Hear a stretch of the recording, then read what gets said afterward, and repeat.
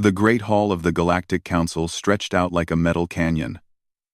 12 massive seats rose in a circle, each one designed for a different alien species. At the center of this ring, Ambassador Elena Vasquez stood alone at a small podium. Her dark suit looked tiny against the enormous space around her. The Zephyrian judge spoke first. Its voice sounded like wind through glass pipes. The human species stands accused of dangerous behavior. They build weapons too quickly. They fight too often. They cannot be trusted to keep peace. Elena took a deep breath. She had practiced this speech for weeks.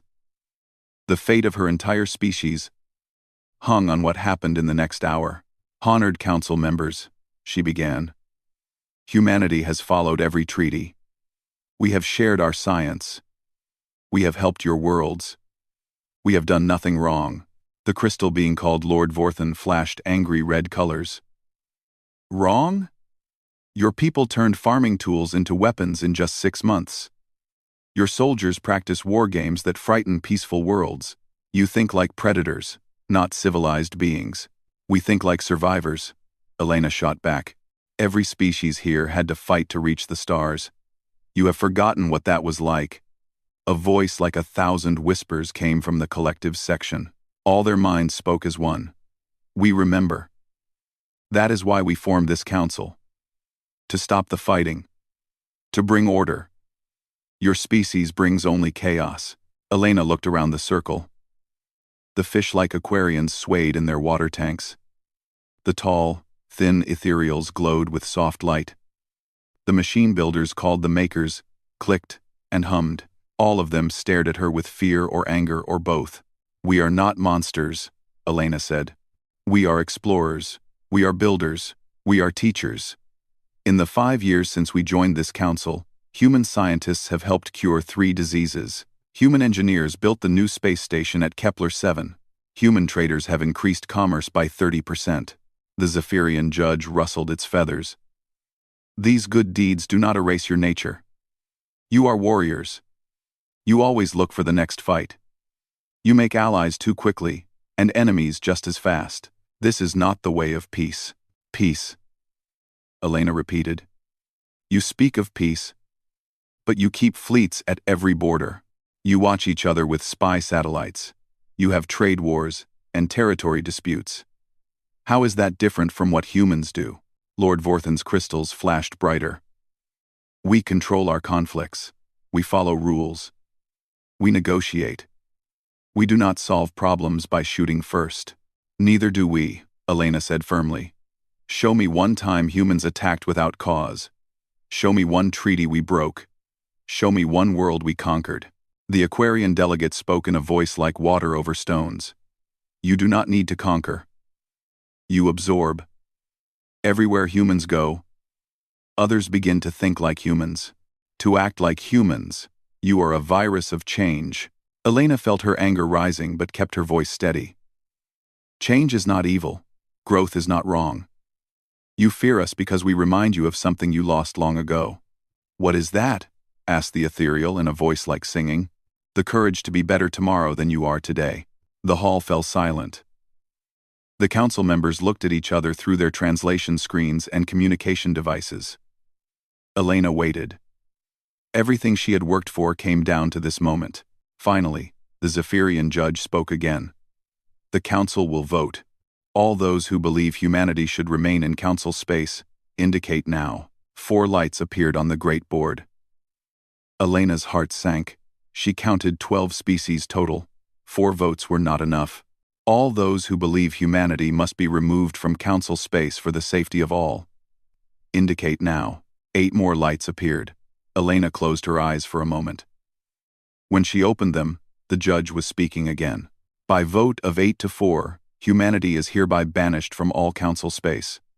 You have 1 Earth year to remove all human colonies, ships, and installations from council territory. You must retreat beyond the rim, to the unexplored regions outside our borders. Elena's hands shook, but she kept her voice strong. This is a mistake. You are making us into the enemy you fear we are. Lord Vorthan's crystals dimmed. We hope we are wrong. We hope exile teaches your species wisdom. If you ever learn to live in peace, you may petition to return in 100 years. And if we don't learn? Elena asked. Then you will remain beyond the rim forever, or until the galaxy forgets you existed. The collective whispered together. We offer transport ships to help move your people. We offer supplies for your journey. We do not wish your species to die. We only want them far from us. Elena looked up at the 8 species that had voted against humanity. She memorized their faces, their voices, their fear. Your transport ships and supplies are not needed. Humans take care of their own. We always have. She turned to the 4 species that had voted to keep humanity in council space. The peaceful traders, the wise scholars, the artistic dreamers, and the curious explorers. Thank you for believing in us. We will remember. As Elena walked toward the exit, the Zephyrian judge called after her. Ambassador Vasquez. We truly hope your people find peace in exile. Elena stopped but did not turn around. We will find something better than peace. What is better than peace? Purpose. Elena left the Great Hall and walked through the corridors of the station that had been humanity's home in space for 5 years. Soon, no human would be allowed here. Soon, her people would be alone again, cast out into the dark between the stars. But as she walked, Elena began to smile. The council thought they were punishing humanity by sending them away. They thought exile would break the human spirit. They were wrong. They were giving humanity exactly what it needed most: freedom. Elena reached her ship and sent a message to Earth. Tell them we're coming home. Tell them to pack everything. Tell them the real adventure is about to begin. Behind her, the council settled back into their ancient routines, secure in their perfect order. They had removed the dangerous element. Peace would continue. Everything would be exactly as it had always been. They had no idea what they had just unleashed on the galaxy. The evacuation began 3 weeks after the council's vote. Across 47 star systems, humans packed their lives into cargo containers and loaded them onto ships. On New Geneva, children watched sadly as their schools were dismantled. On Prosperity Station, miners sealed the tunnels they had dug with their own hands. On Far Harbor, farmers burned their crops rather than leave them for the aliens who would claim their worlds. But this was not the desperate flight of refugees. This was something else entirely. Dr. Marcus Chen stood in his laboratory on Research Station Alpha, watching his assistants pack equipment into specially designed containers. The other council species thought they were simply observing humans gathering their belongings. They had no idea what they were really seeing. Is the data transfer complete? Marcus asked his assistant, Dr. Sarah Kim. Yes, sir.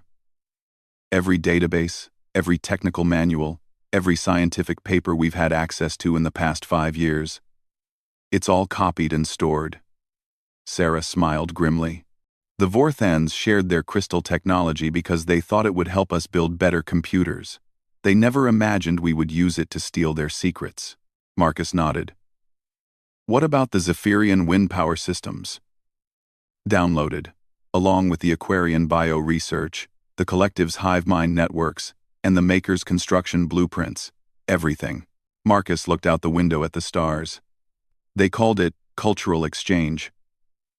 We called it intelligence gathering.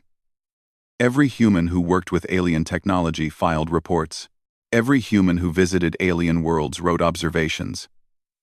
We've been mapping their strengths and weaknesses for 5 years, without them knowing it. And Evencid, on the military side of the evacuation, Captain Sarah Martinez was conducting her own special operation. Her ships were carrying more than just soldiers and their families. Hidden in the cargo holds were detailed scans of every council military base humans had been allowed to visit. Complete records of their defense systems, ship designs, and tactical procedures. The Ethereals trust too much, Captain Martinez told her staff officers as they reviewed the intelligence. They actually let our engineers help repair their shield generators. Now we know exactly how to break them. What about the collective's war fleets? Asked Lieutenant Commander Rodriguez. Impressive, but predictable. They think as one mind. so they can't adapt quickly when plans change. Hit them with something unexpected, and they freeze up while they try to reach consensus. The evacuation ships carried more than just human belongings. They carried 5 years of careful preparation. Every human in council space had been an unwitting spy. Every trade deal had been a chance to study alien technology. Every cultural exchange had been an opportunity to learn enemy capabilities. Admiral Zhang Wei commanded the Exodus fleet from his flagship, the Enterprise. As the last human ships prepared to leave Council space, he received a final communication from the Council's border patrol. Human fleet, this is Patrol Ship Harmony. We are here to escort you safely to the Rim border. Zhang smiled at the irony. The aliens wanted to make sure humanity actually left. Acknowledged, Harmony. We appreciate your assistance. The journey to the Rim took 6 weeks. During that time, the human fleet organized itself for what came next. Engineers studied the stolen alien technology. Scientists planned new research projects. Military officers designed new strategies. Children learned about the unexplored regions they were heading toward. The Council had meant the Rim to be humanity's prison. Instead, it would become their laboratory. When the fleet finally crossed into unexplored space, Admiral Zhang called a meeting of all ship captains. The video conference linked hundreds of vessels, scattered across several light years. Ladies and gentlemen, Zhang began. We are now beyond Council oversight. For the first time in 5 years, we are free to be ourselves again. Cheers erupted from ships throughout the fleet. Zhang waited for quiet before continuing. The Council thinks they've banished us to empty space. They're wrong. Long-range sensors show hundreds of star systems in this region. Uninhabited worlds. Asteroid fields rich with metals, and other things. Dr. Chen appeared on the shared screen. Admiral, our deep space telescopes have detected artificial structures in this region. Very old, but definitely made by intelligent beings. Whoever built them is long gone, but their technology might still work. Zhang nodded. That's our first priority. Set up a base, explore the local systems, and see what we can learn from these ancient ruins. Captain Martinez, what's our defensive status? All ships are armed and ready, sir. The Council species gave us basic weapons when we joined them. But they kept the really dangerous stuff for themselves. Now we can build whatever we want. Dr. Chen, how long before we can start serious research and development? Give me 6 months to set up proper laboratories, and we'll start producing technology the Council has never seen. Zhang looked around at the faces on his screen. These were explorers, scientists, soldiers, and dreamers who had been forced to hold back for 5 years. Now they were free to show what humanity could really do. The Council was right about one thing, Zhang said. We are dangerous. We adapt too quickly. We innovate too fast. We don't follow the rules because we're always trying to write better ones. More cheers from the fleet. But they made a critical mistake. They thought sending us away would make us weaker. They thought isolation would teach us to behave. They forgot the most important thing about humans. What's that, sir? Asked Captain Martinez. We're at our most dangerous when we have something to prove. The fleet began dispersing throughout the local systems. Survey teams marked potential colony sites. Mining ships investigated asteroid fields. Science vessels headed toward the mysterious ancient structures Dr. Chen had detected. On his flagship, Admiral Zhang recorded a message for Earth. The homeworld was still in Council space, but secret communications would keep Earth informed of what happened out here. Earth Command, this is Admiral Zhang Wei. The Exodus is complete. All human citizens have successfully evacuated Council space. We have established a beachhead in the Rim territories and are beginning colonization operations. Zhang paused, looking out at the stars that surrounded his fleet. Somewhere out there, the Council species were settling back into their comfortable routines, confident that they had removed a threat to their perfect order. Tell the folks back home that we're not coming back as refugees, Zhang continued. When we return to Council space, it will be as conquerors. Not because we want revenge, but because someone needs to show these aliens what the galaxy could become if they weren't so afraid of change. Zhang ended the transmission and called his staff to the bridge. There was work to do, an empire to build, a future to create. The Council had given humanity exactly what it needed: motivation, resources, and freedom from oversight. Soon they would learn what a terrible mistake that had been. But by then, it would be far too late to take it back. 20 years had passed since the exile began. The Council rarely thought about humans anymore. Their border sensors occasionally detected ships moving in the Rim territories, but the signals were weak and strange. Most Council members assumed humanity was struggling to survive in the harsh, unexplored regions. They could not have been more wrong. Deep in the Rim, the asteroid field known as New Shanghai hummed with activity.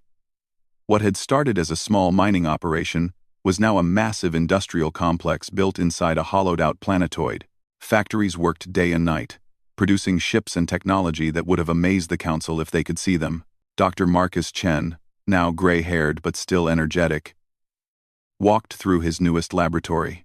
The walls were lined with devices that combined human engineering with alien technology in ways the original designers never intended. "Show me the gravity test," Marcus said to his research team. Dr. Kim activated a machine that looked like a metal ring covered in crystals. The device hummed softly, and suddenly Marcus felt his feet lift off the floor. He was floating in the center of the room, held in place by artificial gravity that could be controlled like turning a dial. "Artificial gravity manipulation, Doctor," Kim explained.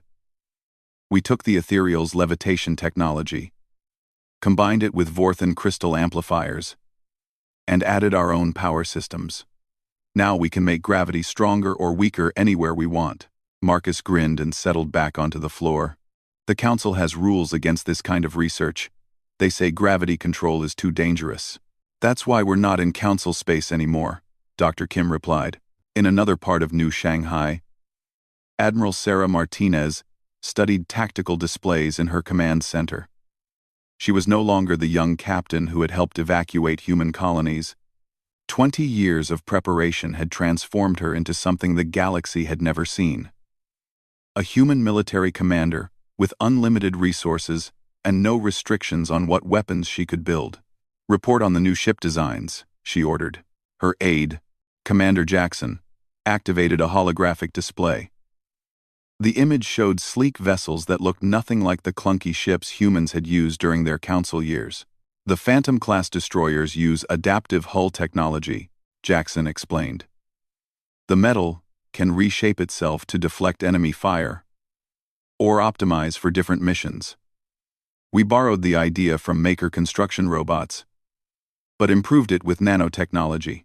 And the big ships? The Titangent-class dreadnoughts are ready for field testing. Each one is 2 kilometers long and carries enough firepower to destroy a space station. The new quantum drives let them fold space for instant travel across vast distances." Martinez nodded approvingly. "What about allies? Are the Corvins ready?" "More than ready. Their engineering clans are grateful we gave them a home after the Council exiled them too. They've designed new weapons that can cut through any known armor. The Wanderers, the Nomad fleets have mapped every hidden route between here and Council space. When we move, we'll know passages the Council never discovered." 20 years of exile had given humanity something the Council never expected: powerful friends. Other species cast out by Council expansion had found refuge in the Rim. Ancient civilizations that predated the Council had emerged from hiding. Primitive cultures had gratefully accepted human protection and technology. But humanity's greatest discovery lay in the ruins of the predecessors. Dr. Elena Rodriguez, the lead archaeologist on the project, stood in a chamber that was older than human civilization. The walls were covered with symbols that told the story of a species that had once ruled the galaxy. "What have you learned?" asked Dr. Chen, who had come to see the latest findings.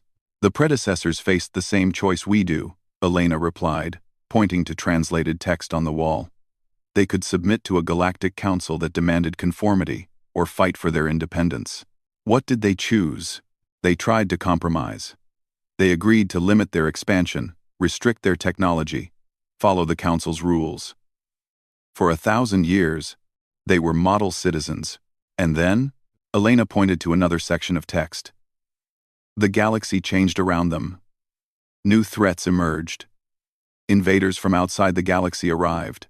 When the predecessors tried to defend themselves, they discovered their military technology was centuries out of date. Their spirit was broken. Their creativity was gone. They lost. They vanished. The council they tried so hard to please couldn't save them. And when the predecessors were gone, the council fell too. It took millions of years for the current council to rise from the ashes. Marcus studied the ancient warnings carved into the walls. They're telling us not to make the same mistake. More than that, Elena said. Look at this. She led him to a chamber filled with dormant machines. Even after millions of years, they looked impossibly advanced. This is a weapons factory. The predecessors built it in their final years, when they realized the truth too late. These machines can produce technology that would make council science look like children's toys. Can we activate them? Elena smiled. We already have. The first batch of new weapons will be ready in 6 months. While scientists unlocked the secrets of the predecessors, human diplomats were building an alliance network that stretched across the rim. Ambassador Torres met with representatives of dozens of species in a space station orbiting a gas giant. The council claims they bring order, Torres said to the assembled delegates. But what they really bring is stagnation. How many of your species have brilliant inventors who are forbidden to create? How many of your worlds could be paradise if you were allowed to use advanced technology? The representatives murmured agreement. Most of them had experienced council restrictions firsthand. Humanity offers a different path, Torres continued. Freedom to grow, freedom to innovate, freedom to become more than you are today. Join us, and together we'll build something better than the council's perfect order. By the end of the meeting, 17 species had signed alliance agreements with humanity. The Rim territories were no longer just a hiding place for exiles. They were becoming the foundation of a new galactic power. Back on New Shanghai, Admiral Martinez received reports from across the expanding human territory. 50 star systems now fell under human protection. Industrial worlds produced advanced technology. Agricultural planets fed growing populations. Research stations pushed the boundaries of science. Most importantly, human fleets were ready for action. Ma'am, Commander Jackson said. Long-range scouts report council activity near our borders. They're building new observation posts. Martinez studied the tactical display. After 20 years, the council was finally paying attention to the Rim. Too little. Too late. Let them watch, she said. In fact, make sure they see exactly what we want them to see. It's time the council learned what exile has taught humanity. What's that, ma'am? Martinez smiled, looking out at the fleet of advanced warships surrounding New Shanghai. Ships that could travel faster than light, fight harder than any council vessel, and carry weapons the council had never imagined. That sending us away wasn't punishment, she said. It was the best gift they ever gave us. The first sign of trouble came at the Zephyrian trading post on Windfall Station. Captain Vex was reviewing cargo manifests when his communications officer rushed onto the bridge. Sir, we're receiving a distress signal from Cargo Transport 7. They say unknown ships are demanding surrender. Captain Vex checked his sensors. Transport 7 was only 2 hours away by normal space travel. Launch 2 patrol ships. Tell them to investigate and report back. The patrol ships never reported back. Instead, Transport 7 arrived at Windfall Station 3 days later, completely empty. Its cargo holds had been stripped clean, but the crew was unharmed and well fed. They told a strange story. The ships came from nowhere, the transport captain said. One moment space was empty, the next moment we were surrounded. But they didn't look like pirates. Describe them, Captain Vex ordered. Military vessels. Clean, efficient, professional. The crew that boarded us wore uniforms I didn't recognize. They spoke perfect galactic standard, but with an accent I've never heard. What did they take? Everything valuable. But they also scanned our computers, copied our navigation charts, downloaded our communication protocols. They asked questions about council military positions, trade routes, political relationships. Pirates don't ask those kinds of questions, Captain Vex muttered. Sir, his communications officer interrupted. Similar reports are coming in from 3 other systems. Cargo vessels disappeared.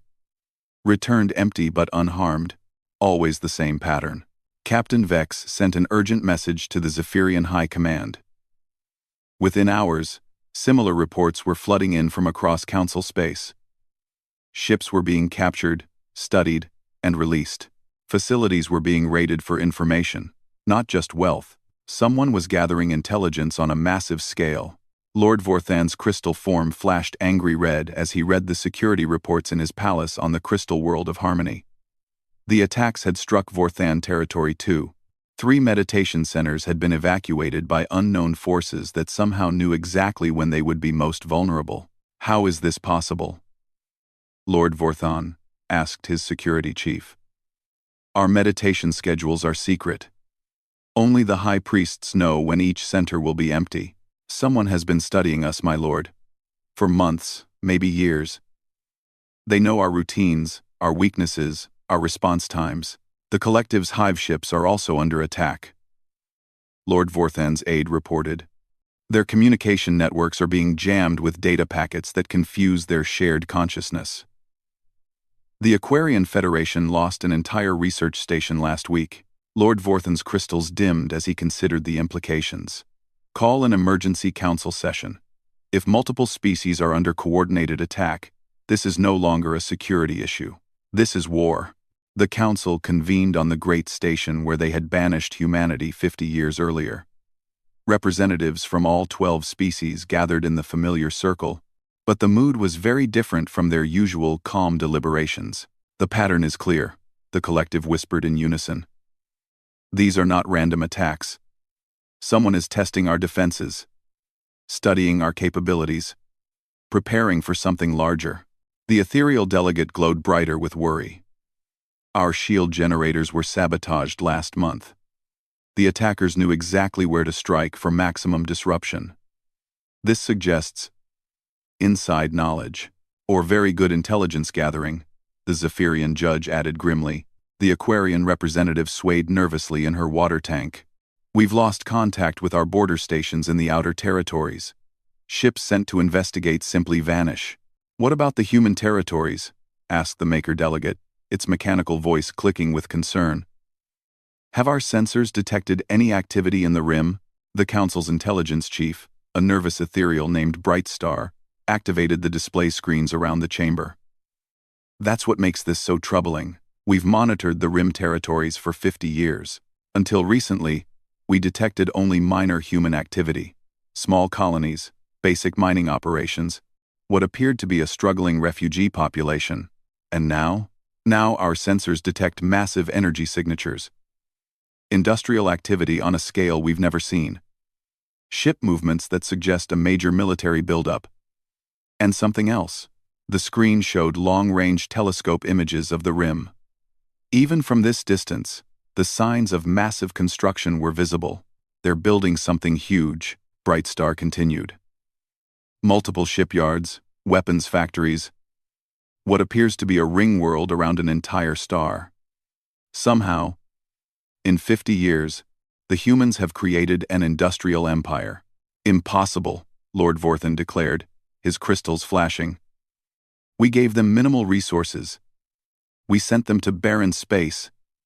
How could they accomplish this? Perhaps, said the ancient dreamer delegate, we underestimated what humans could do when freed from our restrictions. Before anyone could respond, alarms began sounding throughout the station.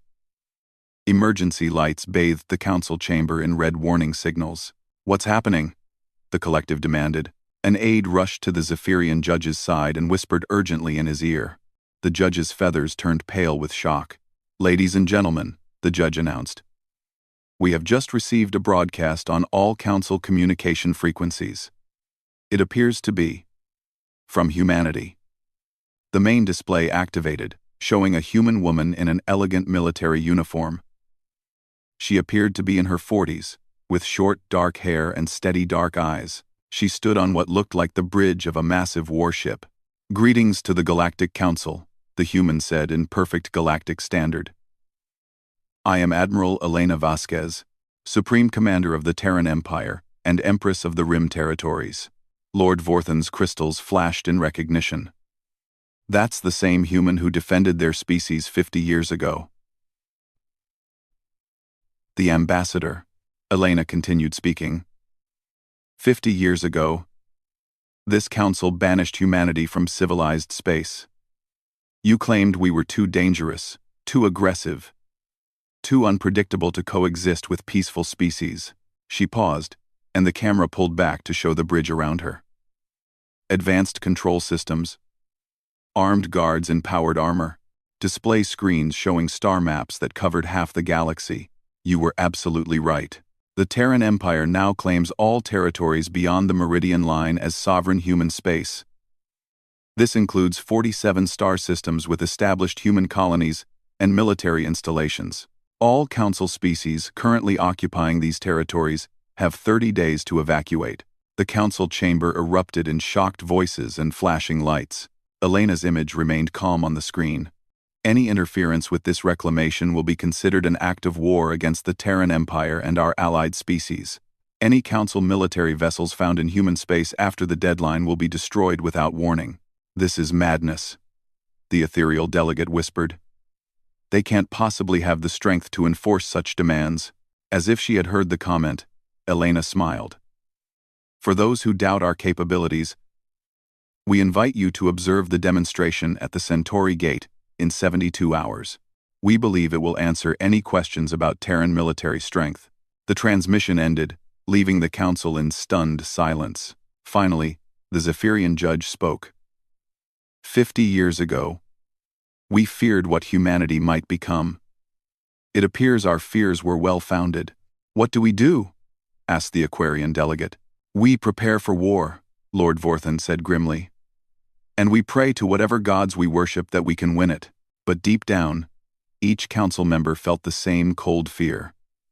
They had created their own nemesis, and it was coming home. The Battle of Centauri Gate was not really a battle at all. It was a demonstration. The Council had assembled their greatest war fleet at the ancient Stargate that controlled access to the galaxy's center. 1,200 ships from all the member species formed defensive formations around the massive structure. They expected a desperate human assault that they could crush with overwhelming numbers. Instead, they got their first look at what humanity had become. Admiral Elena Vasquez stood on the bridge of her flagship, the Indomitable, watching the Council fleet on her tactical displays. Behind her, stretching across several light years, was the Terran Empire's expeditionary force. It looked nothing like the desperate refugee ships that had left Council space 75 years ago. Admiral, her tactical officer reported, all ships are in position. The Council fleet is maintaining defensive formations around the gate. Elena nodded. Open a channel to the Council flagship. The main screen showed the bridge of a Zephyrian command ship. Admiral Skycrest, an old military officer Elena had met during the evacuation, appeared on screen. His feathers were gray now, but his eyes were still sharp. Admiral Vasquez, Skycrest said formally, I had hoped never to see this day. As did I, Admiral. But the Council made certain this day would come. You cannot win this fight. We outnumber you 10-1. Elena smiled sadly. Numbers don't matter when you're fighting the wrong war. She turned to her communications officer. Send the message to all ships. Begin the demonstration. What happened next would be remembered for centuries. The human fleet didn't charge at the Council defenses. Instead, they simply appeared inside them. One moment the Council ships were alone around the Stargate. The next moment, human vessels materialized throughout their formation.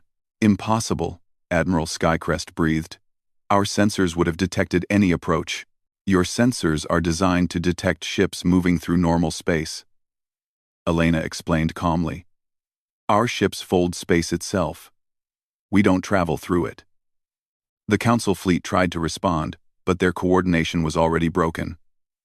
Human ships appeared next to Council vessels and simply waited. They made no aggressive moves, fired no weapons, issued no threats. They just demonstrated that they could be anywhere they wanted, whenever they wanted. This is just the beginning, Elena said. Computer, show them the real fleet. The space around the Stargate filled with light as thousands more human ships dropped out of folded space.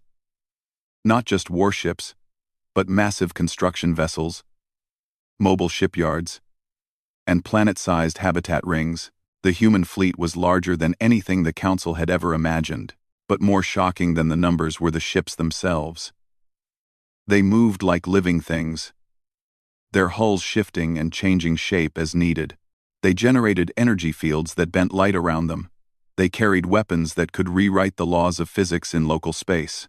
How? Admiral Skycrest whispered. 75 years without restrictions, Elena replied. 75 years of freedom to innovate.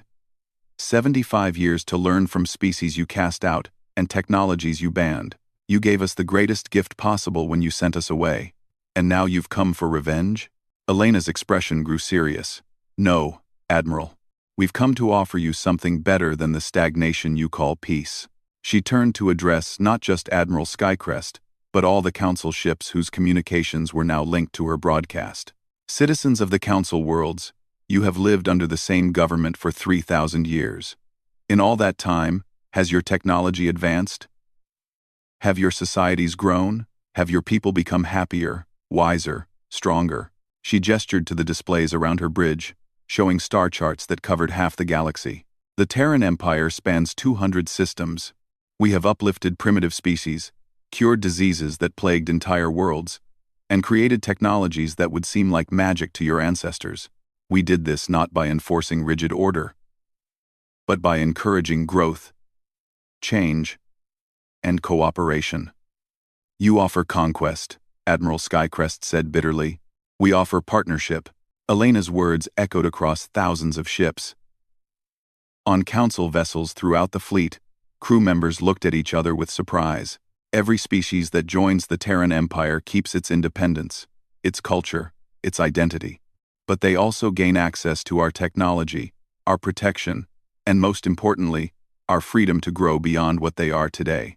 And if we refuse, then you continue as you are, slowly declining, gradually weakening, until someone stronger comes along and destroys you. Elena's voice grew sad, just like the predecessors, whose ruins taught us what happens to civilizations that choose safety over growth. For long moments, space around the Stargate was silent, except for the hum of ship engines and the whisper of communications traffic. Finally, a new voice broke the silence. This is Lord Vorthan of the Crystal Worlds. The ancient Vorthan appeared on the communication channels, his crystalline form dim with exhaustion. I have lived for 800 years. I have seen the Council's golden age, and I have seen its slow decay. Perhaps it is time for change. Lord Vorthan, Admiral Skycrest protested. You cannot seriously consider surrender. Not surrender, evolution. Other voices joined the conversation. The Aquarian delegate spoke from her water-filled chamber. My people's greatest scientists have been forced to abandon their research because it violated Council regulations. What could we accomplish without those restrictions? The collective's 1,000 voices whispered together. We have felt the limits of our shared consciousness. Perhaps diversity could make us stronger. One by one, the Council species began to debate not whether to fight, but whether to join. Elena watched the discussions with patient satisfaction. This was not conquest through force. This was transformation through choice. But not all the Council species were ready for change. Never, Admiral Skycrest declared. The Zephyrian people will not bow to human rule. Then you are free to maintain your independence, Elena said gently. The Terran Empire does not force anyone to join us. But neither do we allow attacks on our citizens or our allies. The Zephyrian admiral looked around at his fleet, then at the overwhelming human forces surrounding him. We are leaving. This gate, these systems, this entire region, it's yours, Admiral, Elena said as Skycrest prepared to cut communications. The offer remains open. When your people are ready for something better than endless fear, they are welcome in our empire. Skycrest's image flickered and disappeared. Over the following hours, the great Council fleet dispersed. Some species chose to fight hopeless battles for their pride. Others chose to negotiate terms for joining the new order. Most chose to wait and see what this Terran Empire would actually become. Elena stood in the command center of the Stargate, now flying the banner of the Terran Empire. Around her, human engineers worked alongside Aquarian scientists, collective drones, and crystal shapers to upgrade the ancient facility with new technology. Empress, her aide said, using Elena's new title. We're receiving membership applications from 47 species. Not just council members, but independent worlds that want to join the Empire. Elena smiled, looking out at the stars that now belong to humanity and its allies. 75 years ago, the Council feared we were too dangerous to share their galaxy. They were right. We were dangerous to their way of thinking, their acceptance of limits, their belief that peace meant never changing. And now, ma'am? Now they're learning what we learned in exile. The universe is vast and full of wonders, but you can only discover them if you're brave enough to grow beyond what you were yesterday. Elena walked to the great windows that looked out on the galaxy's heart. Ships from dozens of species moved through space in patterns that would have been impossible under the old Council's rigid rules. They were building something new, something better, something that honored both order and growth. The Council wanted perfect peace, she said quietly. Instead, they'll get something much better. What's that, Empress? Perfect freedom.